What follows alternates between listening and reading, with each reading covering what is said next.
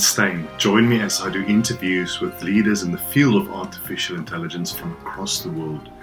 We speak about the business relevance of artificial intelligence, and we also speak about the future. Is it to be feared or to be embraced? Please subscribe at my website for updates on future interviews.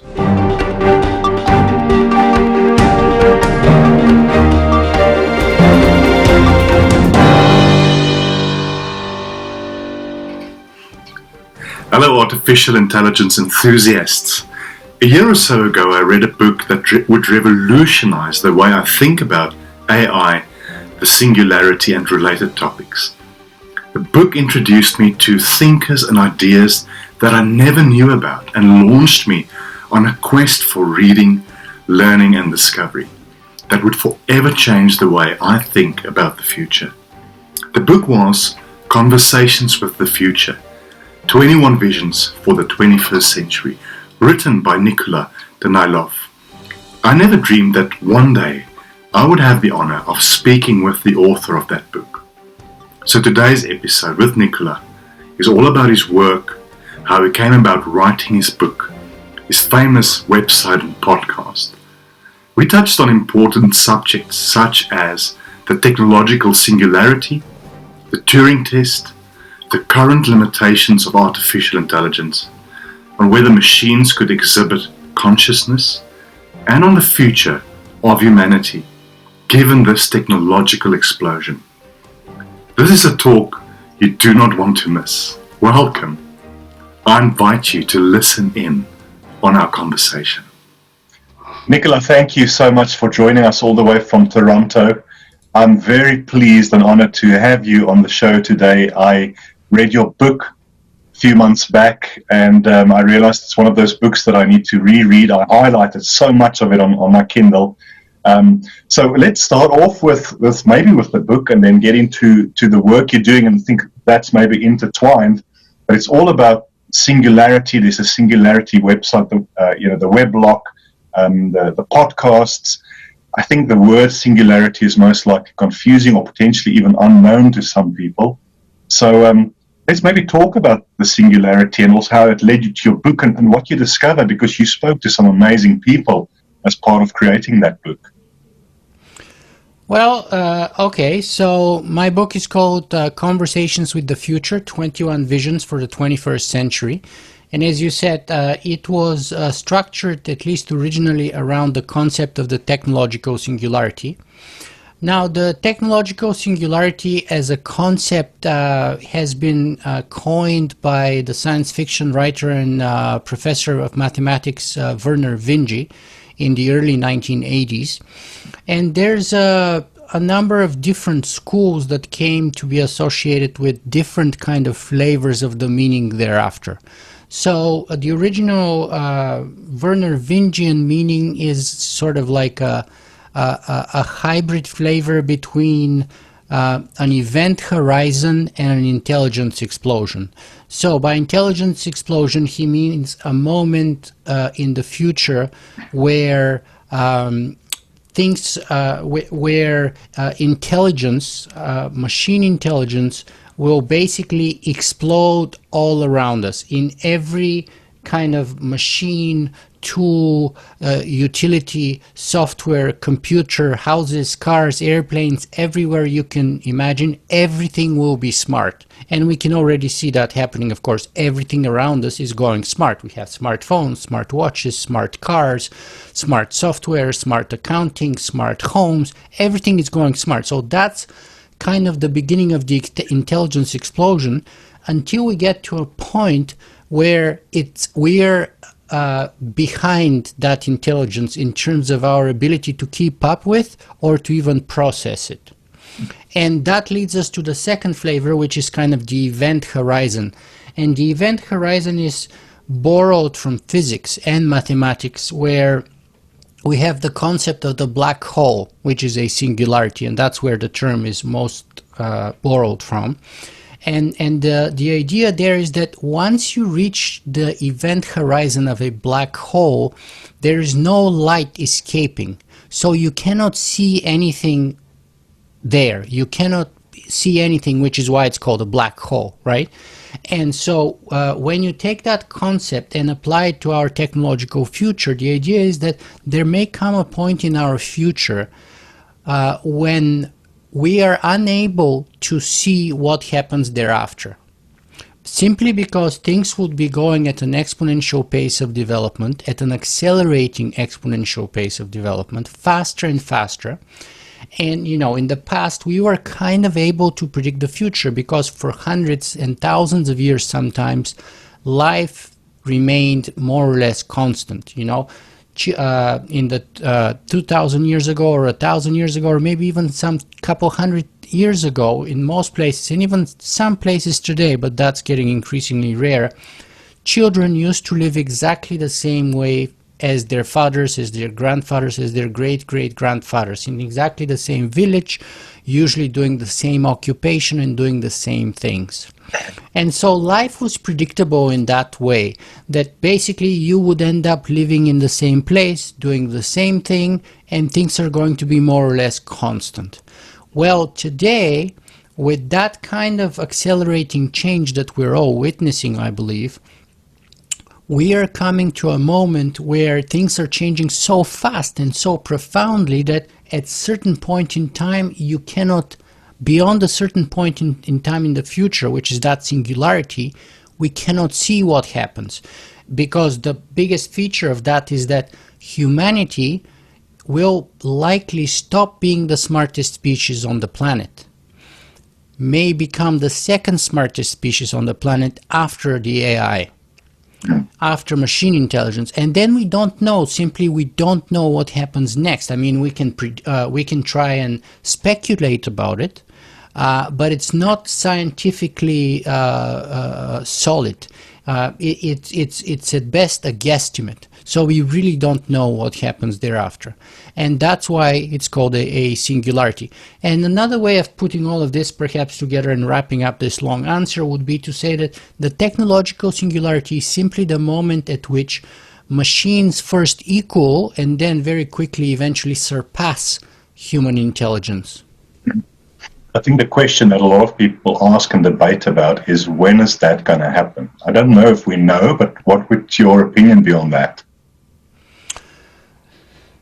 So, you see, there's a hierarchy of questions, usually, at least in my opinion. And when is rarely at the top of the hierarchy of the questions. Usually the better question is why.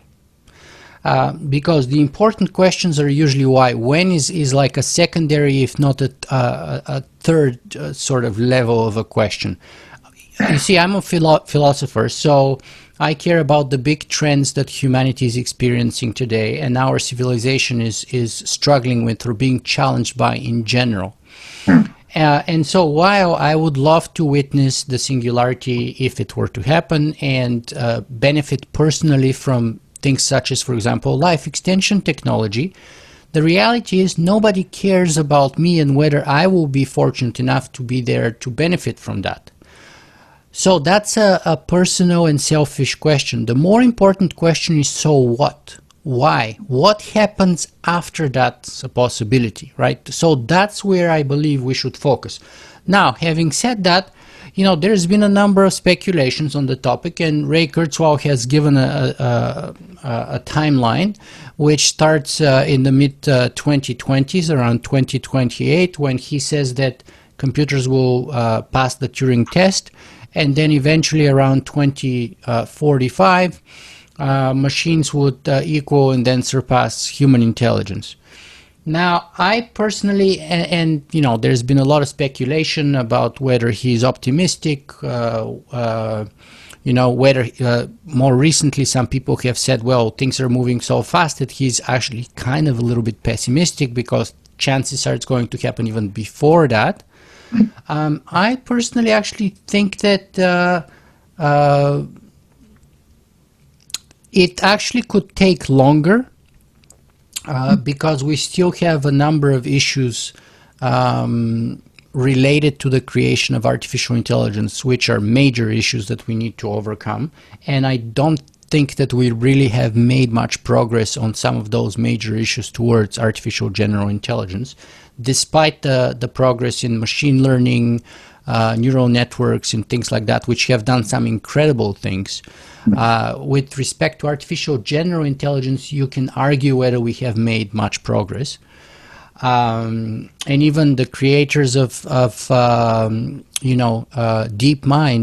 Demis Hassabis, who created AlphaGo and AlphaZero and a number of other amazing software, has recently said that actually we have not made, and by the way, AlphaGo was at least a decade ahead of its time, because experts were saying that first a machine would likely never be able to beat a human in Go, because there are more stars, more particles in the universe.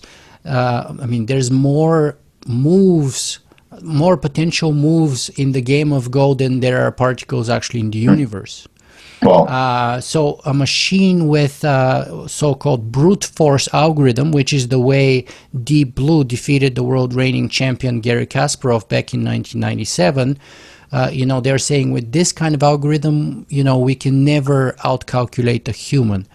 And yet the reality was that this happened at least in the early teens of the 21st century. And even the most optimistic experts were saying that we need over 10 years to get there. So despite of that incredible accomplishment, Demis Hassabis went on to say that, well, with respect to artificial general intelligence, we actually haven't made that much progress. And so the timeline is very hard to guess. I would say that I think we are likely going to be slower than what Ray Kurzweil thinks, at least with respect to artificial general intelligence. But that also depends on how you define it, which ones of the flavor you favor, and how you define the Turing test.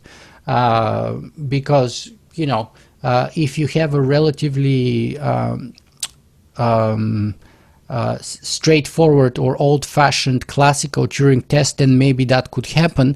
But the question is that really a sufficient sign that the machine has actually equaled human intelligence? Or is that basically a machine tricking us to believe that it has, while in reality it is not?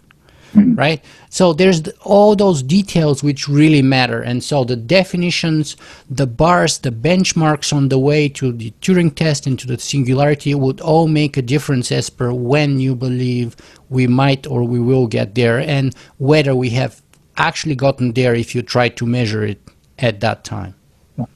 You referred to some stumbling blocks on the way to AGI. Would you maybe clarify what some of those are? Well, so we know that the things that are very easy for humans are very hard for machines, and the things that are very hard for humans are very easy for machines. So, for example, machines have been better than humans in arithmetic for at least 50 or 60, 70 years since the invention of calculators. So as far as brute force calculations go, it's been a fact for over half a century that we can never do it as fast and as efficiently as machines. That's just a fact. Now, there are other things, though, that machines still struggle with tremendously. So let me just give you a couple of examples. One from, I interviewed, I was very fortunate to do perhaps one of the last, if not the very last interviews with Professor Marvin Minsky before he passed away.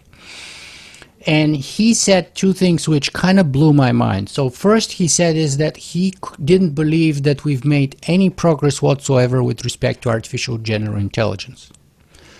Second, and he absolutely denied that Deep Blue or Watson or AlphaGo were a sign that we're making any progress with respect to artificial general intelligence. Secondly, he said that he didn't even know of any people working in the field of artificial general intelligence, according to him today, because even though we have tens of thousands, 10,000, maybe tens of thousands of, people working in the field right now. They're all working in what he would refer to narrow artificial intelligence. So when you're talking about, Google Translate or self-driving cars or any of that stuff, that's not artificial general intelligence. That's a very specific application, AlphaGo or chess playing or other software, or even radiology, medical diagnosis. Those are very specific tasks, very limited tasks to a very specific domain. There's been tons of progress made in those specific domains, but that's narrow. That's not general. And so he told me, for example, a machine still doesn't know how to, doesn't know that you can pull with a string, but you can't push with it. And a machine still has struggles to walk and do basic stuff that a 3 or 4 year old can do very quickly and instantaneously. And to teach a machine to be able to do something, let's say simple things like recognizing the difference between a cat and a dog and a rabbit, you need to give it like 3 billion examples, right? Whereas a child can see 2 cats, and then for the rest of its life, it would know that a cat is a cat, that a dog is a dog, and that a rabbit is a rabbit. So we as humans have this kind of intelligence that we can learn from experience, from very few examples, and somehow extract the general principle to recognize objects which machines and understand those objects which machines completely lack today. And even there's a lot of experts, like, for example, Gary Marcus and others, who have raised issues with the whole claim that machines actually learn anything, because they don't really learn. They just kind of calculate and produce certain outcomes, but they haven't really learned. So, for example, if you take AlphaGo learned to play Tetris and that ping pong or pong game in like very short period of time, and it destroyed all human records, right? Incredible. It figured out new strategies and how to beat the game. Incredible. So you would say, well, clearly it learned to play the game, but if you move the bar with which it hits the ball just 1 pixel up or down, the machine is totally screwed up. It cannot do that again. Right? Whereas for a human, that makes no difference. If you're good at Pong, whether it's a little up or a little down, you can play just as good. Obviously the machine will be better than you at that particular level, but if you move it a little, one little change, that's why the problem with machines is that they learn in what's called a closed system. Everything in that system is a simulation, and it's a closed simulation. So within that kind of tightly controlled closed system, a machine can learn certain things through repetition of billions upon billions of times, and then it can outperform a human. The problem is the real world around us is not a closed system. It is an open system where you have almost infinitely many variables coming in all together. And this is where our generalized intelligence is able to extract certain kind of general principles, just like seeing 2 cats and then 2 billion cats are no problem for us to recognize. Making a left turn in the middle of the desert, on a road that you've never driven before, no problem for us. If you have a self-driving car, so-called self-driving car, they can only drive on a road that they've driven before.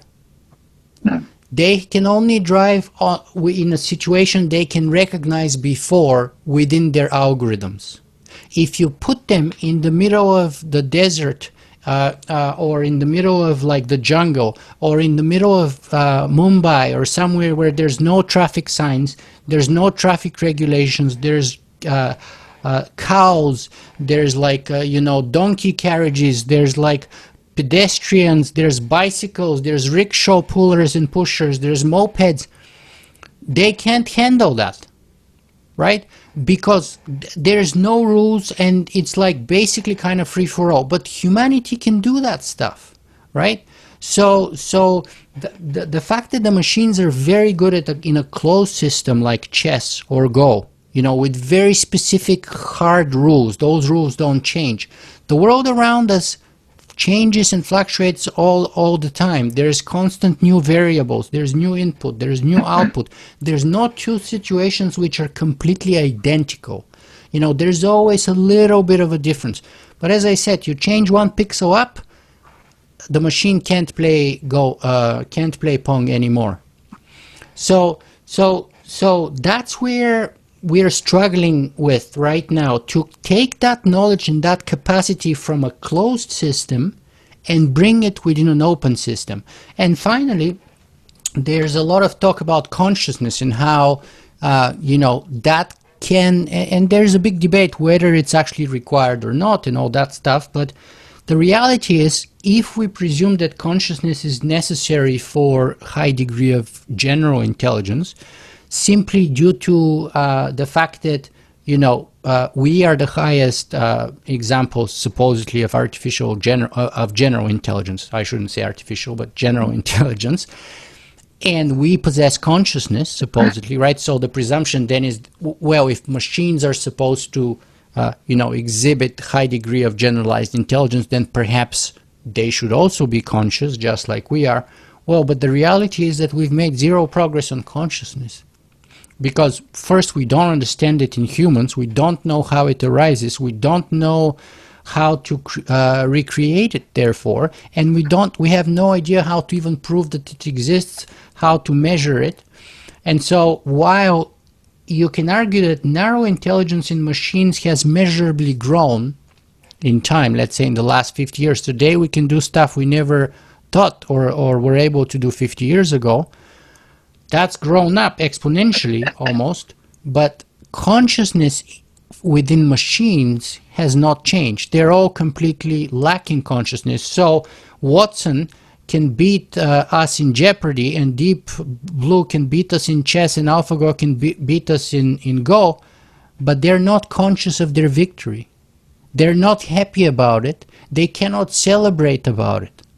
And they're unaware of what it actually means to beat Garry Kasparov in chess. Like how incredible that is, right? They just completely lack that kind of meta-analysis of thinking about thinking, or of what they just accomplish. So, you know, that's kind of like some of the big issues that need to be overcome. So many things you're saying that deserves separate recordings. I think the philosophy behind this is more important than the technology. I think we often speak about this as technology, but how it's impacting us as humans, the ethics and all those things are amazing. Nikola, how did you get involved in this field, and also what led you up to writing the book? So let me start backwards. So the book basically was written to fulfill the request of my podcast audience. You know, I started the first podcast in the world on the topics related to artificial intelligence and transhumanism and ethics back in 2009.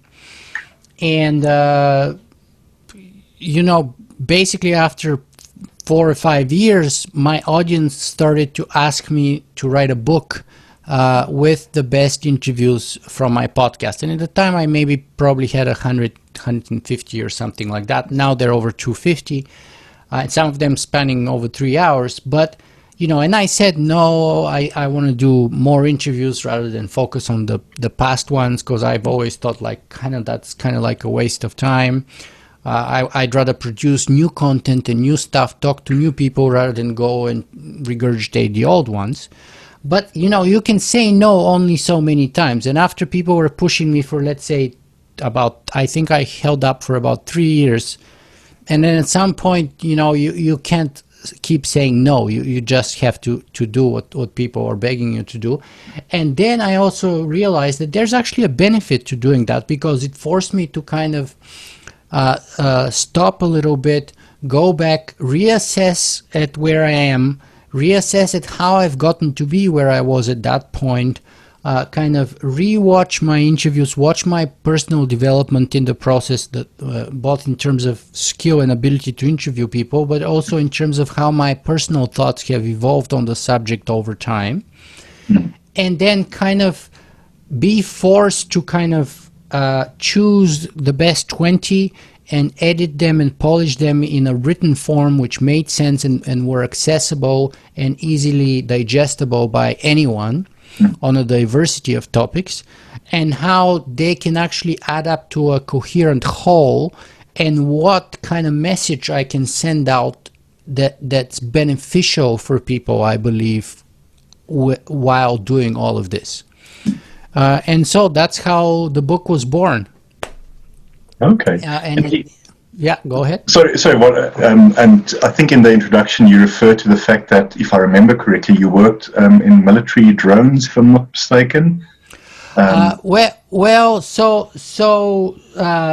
way I came into doing all of this was the following way. So I was actually, I did an undergraduate degree in what's called PPE, Philosophy, Political Science, and Economics. My interests have always been primarily in ethics, but I thought, well, at least in theory, the best field to actually apply ethics, at least in theory, would be politics. Now, whether that's actually the case is a whole other conversation, but it's supposed to be politics. Then you can't actually do politics, however, unless you're educated about economics, because the economic foundation is tremendously important within politics. So then I decided to do an undergraduate in all three: political science, philosophy, and economics. And then I took a course towards the end of my undergraduate degree on just war theory. That course totally blew my mind, because it was all about ethics in a time of war, and that's kind of like an oxymoron or a paradoxical situation. You're supposed to be, war is like one of the most extreme activities that humanity ever does, and yet even within war, I believe there's certain norms and things that should be obliged and abided by, and there's certain rules and regulations and even international legislation about it.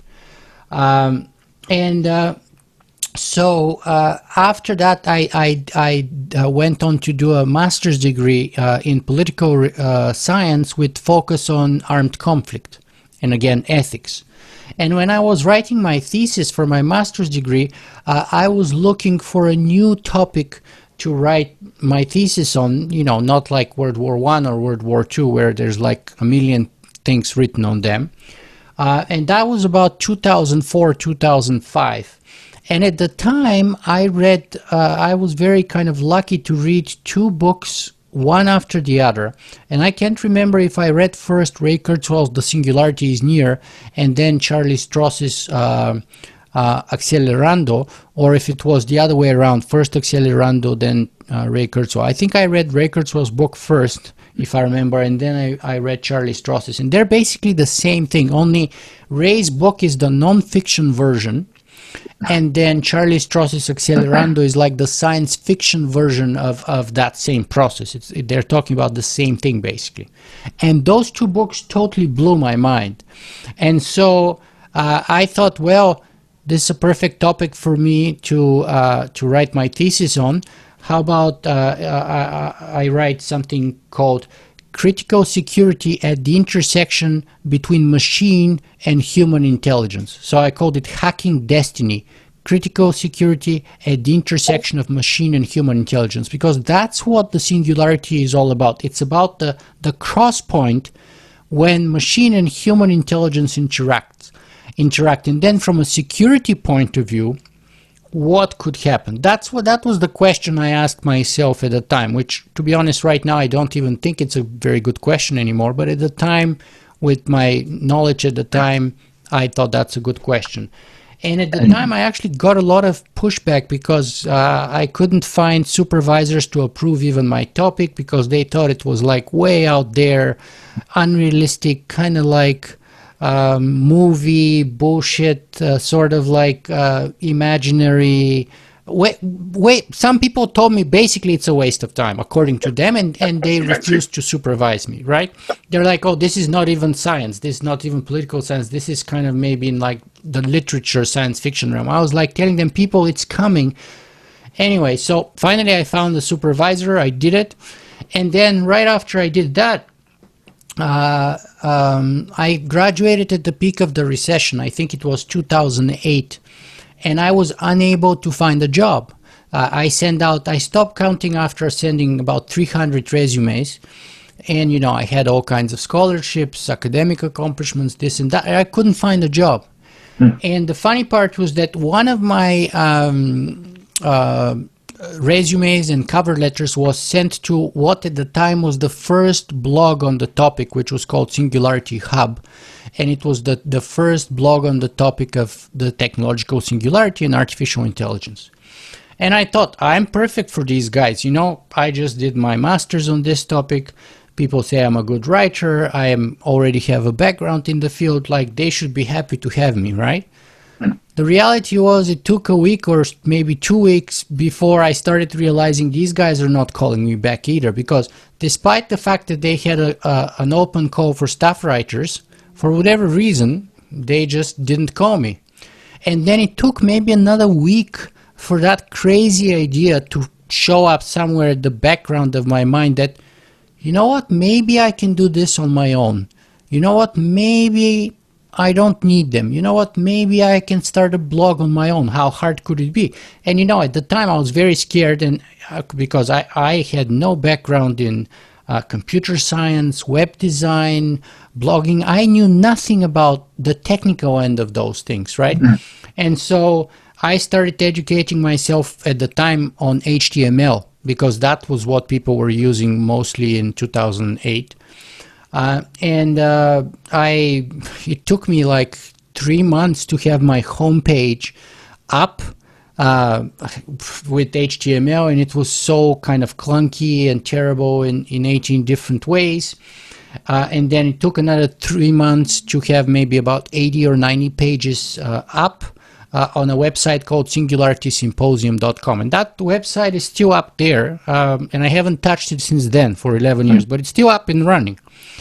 And then 6 months later, I heard of this incredible thing called WordPress, which basically means that if you can type in a word processor, you can make a website. It's that easy, right? You don't need to know any code. All you need to do is just type, put a picture if you want, done. And I was like, oh my God, this is incredible, right? So then I switched to WordPress and I launched my blog, which is called singularityweblog.com. And then another 6 months later, I discovered this incredible thing called podcasting. And, you know, I was very scared again because I had no idea about audio technology, microphones, reverberations, recording software, gear. My voice, I don't think is very, you know, radio worthy in any way. I have an accent. You know, I have personal insecurities and fears. So I thought, oh, who in the world would ever waste their time listening to my podcast and all that stuff? And mind you, after 6 months, my blog was getting maybe, I don't know, a couple of hundred hits a month if I'm lucky. So that's like 3 per day. And maybe one was me and another one was my wife or something like that, you know? And so after 6 months, I started actually decided, well, what do I have to lose? Why don't I just give it a try? And you know, I was kind of hiding a little bit by using an alias called Socrates. So the first maybe 6 to 9 months, I wasn't really revealing it was not that my name was really hidden, but it wasn't like up front there. So I was like Socrates. And I still am Socrates, but now all people know that that's me. And I started blogging I started podcasting, and then while doing podcasting, I started recording the video of my podcasts. And so then I launched the YouTube channel, and you know, one thing led to another, and here we are talking to you today. I have 6-7 million downloads. I have 25,000 subscribers on my YouTube channel. I've been all over the world because people now know me as the Singularity guy or Socrates. I've been to NASA, to Singularity University, to Facebook, to Tesla, to Google, to many of those organizations. I've talked to 250 of the best people around the world. As I said, I had just one example, the last interview probably with Dr. Marvin Minsky before he passed away. My book became a Amazon bestseller in 3 hours because I have captive audience on my podcast that has been begging me to write a book on the topic for years. And then finally, when I did it, in 3 hours, it became an Amazon bestseller in like 3 categories, right? And so here we are. Your podcast, if I remember correctly, is on singularity.fm. Right. So my podcast is very easy to find. It's on iTunes, Stitcher Radio, SoundCloud, Google Player, or Android, like wherever they have the podcasts. And it's or if you just want to type singularity.fm in the address of your browser, you're going to get right there. Yes. Okay. And how often do you release podcasts? So one of the reasons maybe that my podcast is not more popular than it is that I've always been about keeping my personal freedom. And so I don't talk much about my personal life. I don't like blog about, my breakfast or share videos about stuff like that, like many people who are, quote, influencers do. So my podcast schedule has not been too regular. Generally, I try to do maybe 2 podcasts a month. Sometimes I do 3. There has been periods of time in the past where I used to do even 4 or 5 per month. And I almost got burned out because, you see, I don't just do podcasts. I prepare for a ridiculous amount of time before each and every interview of mine. So just to give you one example, and that preparation can span at least 2 or 3 days of full-time work to prepare for an interview, to sometimes weeks and weeks and weeks of working, 8, 9, 10 hours a day to get ready for an interview. Because if I'm talking to Michio Kaku about the future of the human mind, and he's like one of the founders of string field theory, or if I'm talking to Noam Chomsky or an astronaut, or Bill Nye the Science Guy, or Lawrence Krauss about the Big Bang and the beginning of the universe, and all these famous people who have done tremendous work in, let's say genetics, robotics, nanotech, synthetic biology, 3D printing, I have to be educated enough to be able to ask them some good questions. And that means that I have to educate first myself with them in personal, what their work is. Then I have to educate about their criticisms and their critics, about what the big problems are in their field, what the big challenges are, and all those things. I have to be able to hold a fairly detailed and substantial conversation at a sophisticated level near an expert. So in my last interview I did with Ada Palmer, I read 2,000 pages of her books. So her 3 books, which are massive biblical-sized book, 2,000 pages to do that interview. And we had a 3-hour and 7-minute interview. So my interviews span multiple hours, and I prepare for them for weeks sometimes, but people often do watch or listen to them multiple times because you do get to hear different things, and it's like a process of discovering and rediscovering and catching different themes every time you listen to them. So I believe, or at least I hope, and I aim to create a kind of a evergreen content which illuminates and enlightens you and maybe even makes you better in a number of different ways that you can watch over and over again, both as a personal challenge but also as a personal motivation to help you learn and be better and understand things better. And that requires a lot of, some people batch 7 or 8 20 or 30-minute interviews. This is not my style. I want to go as much in depth, and I want to give my audience as much as I can. Fantastic. Nikola, before we end up, are there any other books that you have published or that you are planning on publishing? Well, so the next book that I've been working on, but I'm not sure if I'm quite ready for it, it's kind of been on and off, and I'm collecting a ton of material for it. And I even have like a number of proposed chapters on my blog, is called Rewriting the Human Story, How Our Story Determines Our Future. And it's been greatly influenced by the work of people such as Yuval Noah Harari, Joseph Campbell, and a number of others, because narrative, we are wired for narratives. We are wired for stories. Storytelling has been around for thousands of years. Busy with it now. Yeah, right. Brilliant book. Yes. I think I've read all of Yuval's books multiple times. I've watched his lectures. I've watched probably 80 or 90% of his interviews online, but also a number of others. And so the way we see the world is through a story, through a narrative. And so that story, it's not the evidence that makes us do certain things. It's how the evidence is taken to fit within a story that then allows us to either accept or deny that evidence. And you can see that now around the world, whether it's with respect to global warming, whether it's with respect to the COVID-19 pandemic. People look at the same evidence and they either embrace or deny it with respect to the fact that it supports or it doesn't support the story that they've embraced already.